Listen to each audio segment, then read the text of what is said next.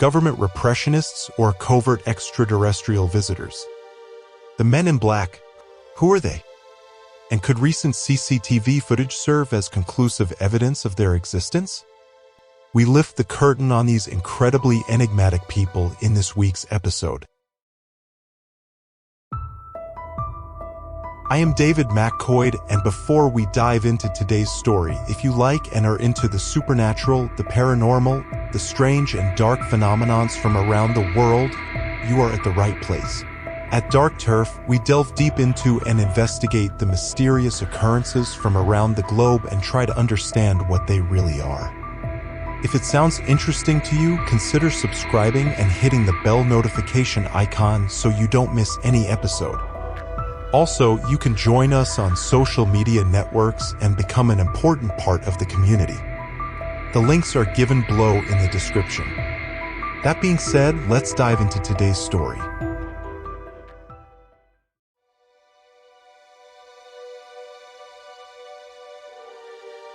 The Condon Committee issued the following statement to a representative sample of Americans in 1968 as part of their survey of public perceptions of UFOs. UFO reports that are purposefully kept secret from the public are kept in a top-secret file by an official government agency. Then, a true or false response was required of the respondents. Nearly two-thirds of those polled agreed with this claim, representing a sizable majority.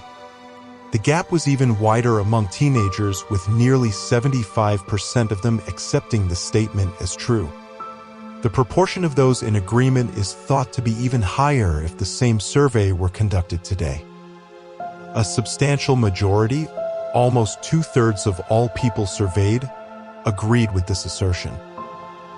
This is hardly surprising considering that we now live in an age of free-flowing information or misinformation, depending on who you ask. And especially since the advent of the internet, it has become almost a normality to question and make accusations against those in power. But not much more than 50 years ago. Governmental distrust was never nearly as pervasive as it is today. And one could counter that everything began after the Roswell incident in the late 1940s. Whether or not there is any truth to it, that one incident popularized the idea of government cover-ups and conspiracies. UFO witnesses and investigators alike were reportedly harassed, threatened, and told to keep quiet by enigmatic people known as the Men in Black throughout the 1950s. When the idea of flying saucers and visitors from space was still in its infancy. These strange men were frequently described as driving classic American-style black cars and donning black suits with dark hats. These people were thought to be employed by a covert government agency at the time, tasked with eradicating any public mention of extraterrestrial life or UFOs. However, this presumption has changed over time, and proponents of their existence now take into account the possibility that these alleged government agents may actually be extraterrestrial in nature.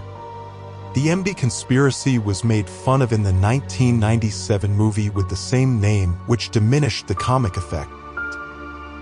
However, there are only a few accounts of encounters with these enigmatic beings for those who have reportedly been visited by them.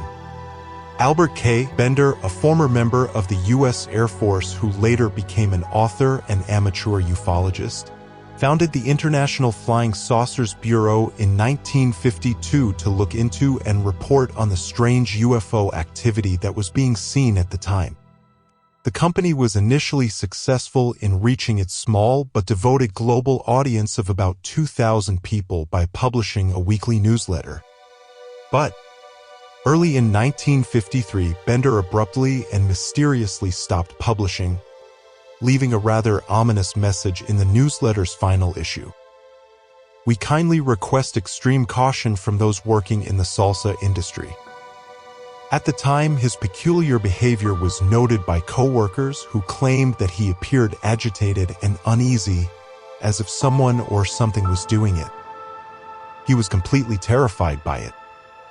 After closing the bureau, Bender reportedly went weeks without eating or sleeping properly and experienced excruciating headaches. He remained silent for many years after being questioned about his rash and puzzling choice. Nearly 10 years later, in 1962, Bender finally gave an explanation of what had happened, claiming that 3 black-clad men had come to see him and warned him against continuing his research on UFOs.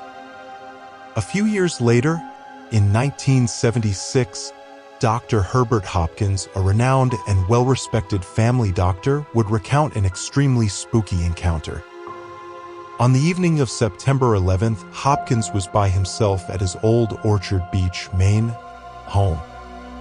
When the phone rang out of nowhere, he was researching a UFO incident that had happened months earlier. Hopkins responded, and on the other end, a man's voice could be heard claiming to be the New Jersey UFO organization, a claim that was later exposed as false. Hopkins was asked to visit him and discuss the UFO case he was looking into after the caller inquired about his solitude. Hopkins concurred, and the man promised to arrive shortly. Hopkins noticed the man was already ascending the steps in front of his house as soon as he hung up and went to the front door to turn on his porch light. Even if the man had called from his neighbor's home, Hopkins would not have been able to get to the front door in the time it had taken him to walk from the phone to turn on the light switch. He recalled feeling a little uneasy about this. Remember that this was before mobile phones were invented. Nevertheless, Hopkins was taken aback by the stranger's appearance when he invited him in, but was still interested in hearing what this man had to say. He had a black derby on his head, was tall and lean, and was dressed in an ill-fitting dark suit. Hopkins observed him to be as bold as an egg when he sat down and took off his hat. His skin was smooth and deathly pale. He was completely hairless. He lacked eyelashes and eyebrows. He spoke with an expressionless voice and had bright ruby-red lips. His tone was uninflected or intonated, and his words were evenly spaced throughout their conversation. His mouth was the only thing moving as he sat still. As if that were unsettling enough, the stranger accidentally wiped his mouth with the back of his hand on one of the few occasions when he moved his body in addition to his lips, leaving a red stain on his cheeks. Hopkins then noticed that the stranger's mouth was actually a perfectly straight slit after realizing that he was wearing lipstick. Even his lips were missing. At this point, Hopkins was extremely alarmed, and he immediately complied when the visitor asked him to take the copper coin out of his pocket. The doctor had the distinct impression that the visitor was reading his mind throughout the conversation, though it is unclear how the strange man even knew that he was carrying a copper coin. The visitor simply instructed Hopkins to watch the coin while he held it in his palm as instructed. It turned from copper to silver as he moved, then blurry, almost appearing to lose focus. Then, in front of his eyes, it vanished. The visitor made it clear to the completely perplexed doctor that if he did not destroy all the data gathered about the UFO case, he, like the coin, would also perish. Hopkins described how the man's speech had started to slur and slowed down as he said these final words. He was abruptly informed by the strange man that he needed to leave because his energy was running low. He was led to the door by the doctor, who also observed him descend the stairs while clinging to a railing and appearing to be paralyzed. A huge bright flash then occurred as he hobbled around the corner and disappeared from view. And then there was silence. Hopkins' reaction to this incident was extremely upsetting. Later that evening, when his family returned home, they discovered him sitting in the living room, gazing into space with all of the house's lights on. Men in Black has been the subject of numerous accounts over the past 50 to 60 years, and many of them, especially those as fantastical as the Herbert Hopkins encounter, have drawn criticism from the general public and, occasionally, outright derision. It is very challenging to establish their existence, and most of the time, belief depends on the witness's credibility, which is simply insufficient for the majority of skeptics. However, some very intriguing video material appeared online in 2012. The footage was captured using a CCTV camera in the hotel lobby close to Niagara Falls in Ontario, Canada, 4 years prior to the video's recording in 2008. One of the hotel's employees had seen strange UFO activity over the Niagara River in the early morning 2 weeks prior to the recording and had told friends and co-workers about it. As a result, 2 strange black-clad men unexpectedly showed up. These 2 people were seen entering the hotel reception by the camera. They were both walking exactly the same way, dressed identically, and even appeared to have the exact same build and facial structure. They appeared to be identical twins and were very tall and thin, according to witnesses. Their presence deeply disturbed both hotel guests and staff, not just because of their ominous behavior but also due to the way they generally appeared. The descriptions provided resembled the visitor to Hopkins in many ways. Tall, lean, completely hairless, and unable to show any emotion or facial expression. The identical icy blue eyes that belonged to the 2 men were said to be almost hypnotic. They didn't blink at all. They were once rumored to have a determined, inquisitive nature, and once more, those who interacted with them said they felt exposed and as though their thoughts were being read in some way. Fortunately for the young man who had seen the UFO activity 2 weeks earlier, he was not at work that day despite the constant requests from strangers to speak with him. The strange men apparently started asking staff members about other UFO sightings and conspiracy theories in general after they were unable to find him. They didn't seem to be happy or unhappy with any of the responses they received. They didn't do anything more than log the data. They vanished as quickly as they had arrived, never to be heard from or seen again. It would seem that the men in black are not quite of this world because this encounter's description is very similar to many others that have been documented over the past 60 or 70 years. However, other accounts have been much less fantastical, and the men who visited them did not exhibit such an odd appearance or behavior, according to witnesses to those encounters. What are we to believe then? The men in black are either non-human or human, or a hybrid of the 2. Working together to achieve the same objective are humans and extraterrestrials. Even so, do they even exist?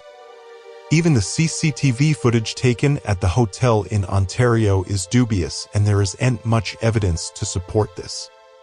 Many skeptics have assumed it was just a viral marketing campaign because it coincidentally debuted online around the same time that the third Men in Black movie was receiving significant promotion. However, neither the 2008 timestamp nor the numerous witness accounts that support it can be explained by this.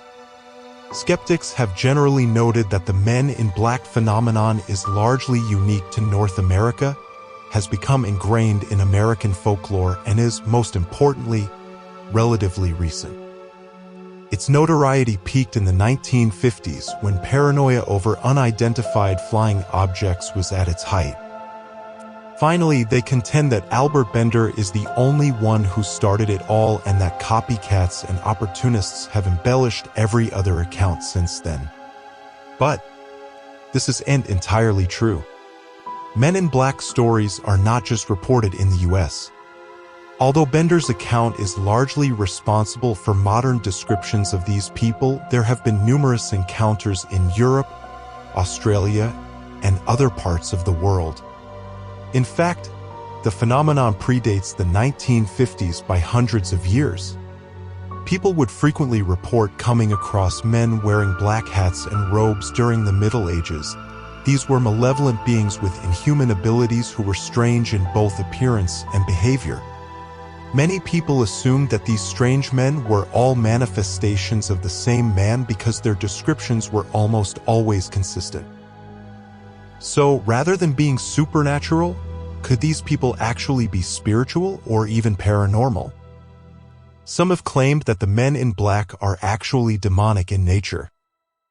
Additionally, there have been connections to shadow characters, particularly the Hat Man, for clear reasons. Some witnesses have seen both men in black and black-eyed children driving around in the same vehicles, indicating that there may be a connection between the two groups. The fringe community generally assumes and accepts that MIBs are extraterrestrial visitors who have infiltrated various governments around the world, and worse, in spite of these theories. Anyone can speculate as to whether those governments are even aware of their existence and are collaborating with them for what purposes. It is obvious that the men in black are rather evil and that their presence never leads to anything positive. After coming into contact with them, witnesses frequently experience intimidation, threat, and complete distress. Whether they are fictional characters, extraterrestrial life, paranormal beings, or government agents, it is just as terrifying to consider confronting one of them. If you ever have the good fortune to see an unidentified flying object or witness another paranormal occurrence, all you will likely hear is a late-night knock on your door. We suggest you refrain from responding.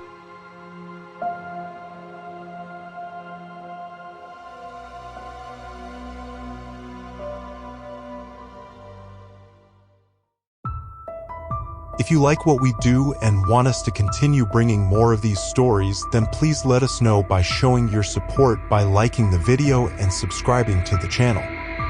Also, don't forget to hit and activate the bell notification icon so you don't miss any new episode. Also, consider joining us on social media platforms and be an integral part of the community. Until then, take care.